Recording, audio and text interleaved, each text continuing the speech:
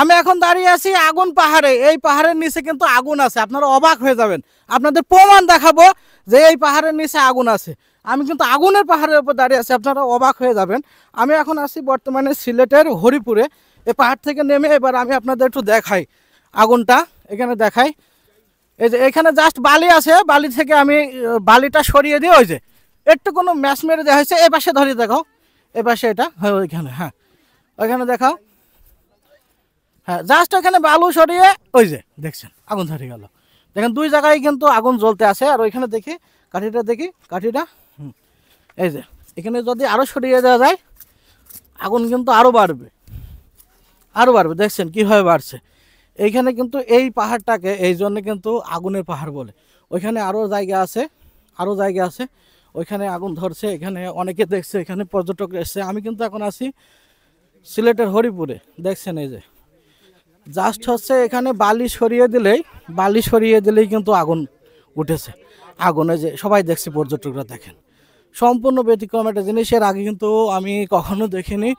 এই পাহাড়টাকে বলা হয় আগুন পাহাড়, সিলেটের হরিপুরে অবস্থিত। আপনারা যদি সিলেটে ঘুরতে আসেন কোনো সময় এটা মিস করবেন না, এটা দেখে যাবেন। সম্পূর্ণ ব্যতিক্রম বিষয়। আমি এখানে আপনাদের একটু দেখাই, আর একটু দেখেন কত সুন্দরভাবে যে বালু সরাইলেই আগুন। আসলে এটা মূলত এই পাহাড়টার নিচে এই এলাকাটা মনে হয় গ্যাস আছে। এই গ্যাসটা যেখান থেকে একটু ওপরে ওঠার সুযোগ পাচ্ছে, সেই জায়গা থেকে যদি হালকায় আপনি ম্যাচ মারেন কিংবা মানে গ্যাস লাইট মারেন, আপনার কিন্তু দেখতে পারবেন এই এমন আগুন। সম্পূর্ণ আল্লাহর তৈরি সৃষ্টি। আসলে আপনি যদি ভ্রমণ না করেন আপনি কিন্তু এই সৃষ্টিগুলো দেখতে পারবেন না। আমি এটা যে এখানে আছে, বাংলাদেশে বসবাস করি এতদিন কিন্তু আমি জানতাম না। আজকে আমি মানে মোটরসাইকেল ভ্রমণে বের হয়েছি কয়েকদিন হলো, আজকে আমার তৃতীয় দিন। এই যে আমি দেখে আমি সম্পূর্ণ অবাক হয়ে গেলাম যে আল্লাহর তৈরি সৃষ্টি। আসলে এগুলো দেখতে হয়, দেখার দরকার আছে। আলহামদুলিল্লাহ, আল্লাহর তৈরি সৃষ্টি। আল্লাহ আমাদের জন্য কত কিছুই রেখেছে, কত কিছুই দেখাচ্ছে। ঠিক আছে, এই এলাকা টোটালি মনে হয় এমন কোনো জায়গায় একটু ফাঁকা কিছু পাইলেই মনে হয় আগুন ধরে না। জি, মানে নিচ থেকে, হ্যাঁ ম্যাচ মারলে ধরে এটা। ম্যাচ মারলেই আগুন ধরে, মানে নিচ থেকে একটু গর্ত করে ম্যাচ মারলেই আগুন ধরে।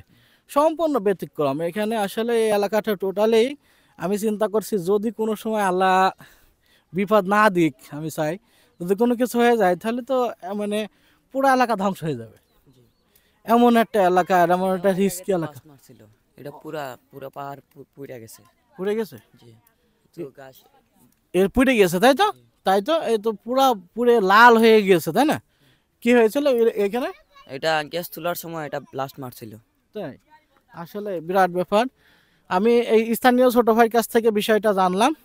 আমাদের একটু দেখাও। এই যে ভাইয়ের সাথে আমি এই ভাইয়ের কাছ থেকে কিন্তু তথ্যগুলো জানলাম। ঠিক আছে, তো আপনারা সবাই যদি সিলেট ভ্রমণ করেন জায়গাটা মিস করবেন না। এই জায়গাটার নাম হচ্ছে আগুন পাহাড়, আর হরিপুর, সিলেট। আপনারা সিলেটে ভ্রমণে আসলে সিলেটের এই হরিপুরে আগুন পাহাড় মিস করবেন না। তো সবাই ভালো থাকবেন, সুস্থ থাকবেন। আল্লাহ হাফেজ।